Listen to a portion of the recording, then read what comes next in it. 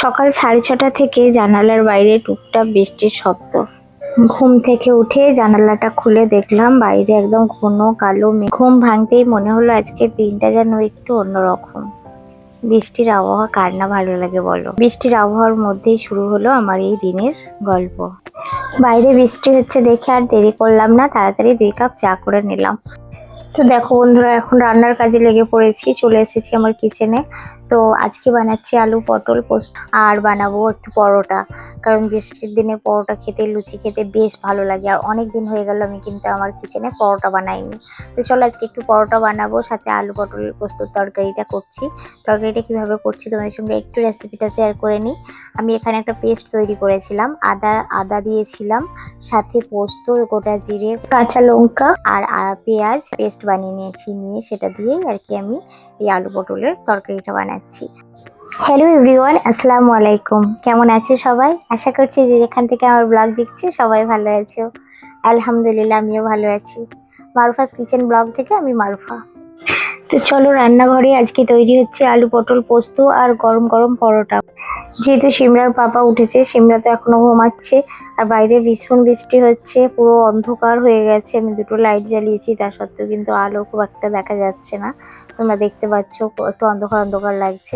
ডালটা বানিয়ে নিয়েছি আর একটু মাছ ভেজে নেব। চলো মাছটা ভাজি। আলু পটলের পোস্তর তরকারি, এটা পরোটা দিয়েও খাওয়া হবে আর এটা ভাতেও খাওয়া হবে। একটু বেশি করে বানিয়ে নিয়েছি। সাথে আজকে লঙ্কা পেঁয়াজ দিয়ে মাছ ভেজে নেব আর একটু মুগ ডাল করেছি। এটাই হচ্ছে আজকে দুপুরের আর কি খাওয়া দাওয়া। আর চলো এখন আমি যেটা করছি সেটা একটু ময়দাটা মেখে নেব। আর আমি ময়দাটাতে মানে খুব বেশি, যেহেতু পরোটাটা তেল দিয়ে ভাজবো না, হালকা হালকা একদম তেল দিয়ে বা ঘি দিয়ে ভাজবো, তো সেই জন্য আমি ময়দাটাকে একটু মানে সুন্দর করে আর কি মেখে নিচ্ছি, যাতে পরোটাটা একটু খাস্তা হয়। আর দিয়ে দিলাম সামান্য তেল, সামান্য নুন, চিনি আর একটু খাবার সোডা, একদম অল্প করে দিয়েছি। এবার দিয়ে দেব, মানে এটাকে ভালো করে মেখে নিয়ে একটা ডিম ভেঙে দেবো। ডিমটা দিয়ে একটু পরোটাটা বানাবো আজকে। যদি আমি ডিম দিয়ে খুব একটা পরোটা বানাই না, তবু আজকে একটু বানাবো আর কি। তো চলো পরোটাগুলো বানিয়ে নিই।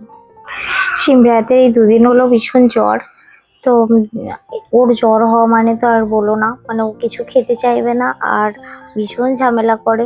তো সারা রাত্রি প্রায় জাগাই হয়েছে ওকে নিয়ে, কারণ ওর জ্বর হলে ও রাতে একদম ঘুমায় না, খুব মানে ছটফট করে। আর আমি মানে ঘুমাইনি, ওর বাবাও খুব একটা ঘুমায়নি। তো এরকম একটা অসুস্থতার মধ্যে দিয়ে কাটছে আমাদের দিনগুলো। মানে হঠাৎ করে আমরা ডক্টরের কাছে গেছি, ওকে নিয়ে গেছি, দেখছি সেখানে গিয়ে ওর জ্বর উঠেছে। মানে ভালোই ছিল, বাড়িতে ভালো ছিল, ডক্টরখানে আমি আর ওর পাপা গেছি আর ওকে নিয়ে গেছি সাথে করে, গিয়ে দেখছি জ্বর হয়েছে। তো ভীষণ জ্বর ওর। তো ডক্টর দেখে নিয়েছি আমি, লেট করিনি, কারণ এই জ্বরটা এমনিতেই সবার হচ্ছে। তো সেই জন্য আমি ডক্টর দেখিয়ে নিয়ে চলে এসেছি। আর ওষুধও দিয়েছে, আলহামদুলিল্লাহ খাওয়াচ্ছি, ও একটু সুস্থ আছে। তো চলো পরোটাগুলো ভেজে নিই, সিমরা পাপাকে আবার টিফিন প্যাক করে দেবো। তো আজকের ব্লগটা একদম সকাল থেকে সন্ধ্যা পর্যন্ত হতে চলেছে বন্ধুরা, খুব সুন্দর একটা ব্লগ তোমাদের সামনে প্রেজেন্ট করছি।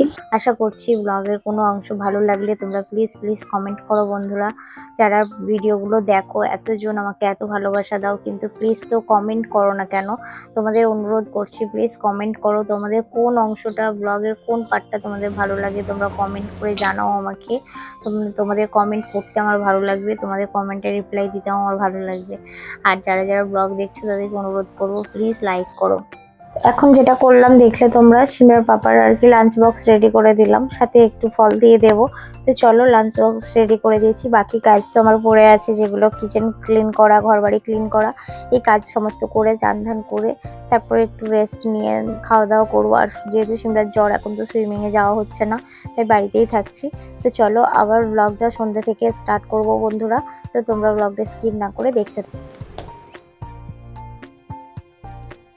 গুড ইভিনিং বন্ধুরা, সন্ধ্যাবেলায় চলে এসেছি তোমাদের সাথে নিয়ে। সন্ধ্যার ব্লগটাও আশা করছি তোমাদের খুব ভালো লাগবে, তোমরা স্কিপ না করে দেখতে থাকো। তো দেখো এখানে আমি চলে এসেছি বেড, মানে সেটা পাতবো। দুপুরে এত পরিমাণ গরম ছিল, বৃষ্টি তো হয়েছে কিন্তু সকালে বৃষ্টি হয়েছে, আর দুপুরে এত পরিমাণ গরম ছিল আমি আর বেডশিটটা পাতিনি, ওই রুমেতেই ঘুমিয়ে পড়েছিলাম আমি আর সিমরা। তো এখন ভাবলাম বেডশিটটা পেতে নিই, যেহেতু সন্ধ্যাবেলায় বেশ হাওয়া দিচ্ছে। তো চলো বেডশিটটা পেতে নিয়ে সুন্দর করে বাড়িগুলো গুছিয়ে নিই একটু, আর সাথে তোমাদের সাথে শেয়ার করি। বিকালের একটু সময় নিয়ে ঘরটাকে গুছিয়ে নিলাম, ধোয়া বেডশিট পেতে নিলাম, ঘরটাকে আরো সুন্দর করে পরিপাটি করে গুছিয়ে নিলাম। বাইরে তখনও মেঘলা আকাশ, আর ঘরের ভেতরের এক অন্যরকম শান্তি। মেয়ের যেহেতু জ্বর হয়েছে, মেয়ে কিছু খেতে পারছে না, তাই এখন বায়না ধরেছে মা আমাকে একটু স্যুপ বানিয়ে দাও। তো ও জানি না কতটা খাবে, কিন্তু বলেছে যখন ওকে বানিয়ে দিতে হবে। আর আমারও মনটা মানছে না যে ও কি খাবে, নিজে থেকে বললে তবু সেটা বানিয়ে দিই, কারণ ও বলছিল না সকাল থেকেই কিছু যে কি খাবে। আর এই সারাটা দিন চলে গেছে, ও কিছু মুখে নিতে পারছে না, এমন অবস্থা। তো যাই হোক, চলো এখন একটু ওকে স্যুপ বানিয়ে দেবো। আর এই দেখো রাতের আকাশটা, মানে বৃষ্টি সকালেও হয়েছিল, কিন্তু এই সন্ধ্যার দিকে একটা গুমুট গরম, মানে একটু হাওয়া টাওয়া কিছু নেই, হালকা একদম হাওয়া।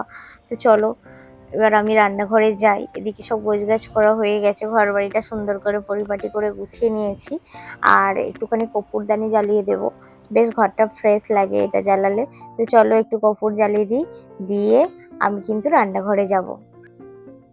দিনের শুরুতেও যেমন রান্নাঘরে সময় কাটানো, আর দিনের শেষেও কিন্তু রান্নাঘরের মানে সময় কাটানো বা খাবারের আয়োজন করা। এইভাবেই বৃষ্টি ভেজা একটা সাধারণ দিন, ছোট ছোট কাজ, ভালোবাসা আর পরিবারের যত্নে ভরে উঠলো আমার সারাটা দিনের গল্প। তো এখন যেগুলো দুপুরবেলায় ধুয়ে রেখেছিলাম, যে বাসনপত্রগুলো, সেগুলো একটু গুছিয়ে নিচ্ছি। তো সেগুলো গুছিয়ে নিয়ে তারপরে চলে এসেছি স্যুপ বানানোর জন্য।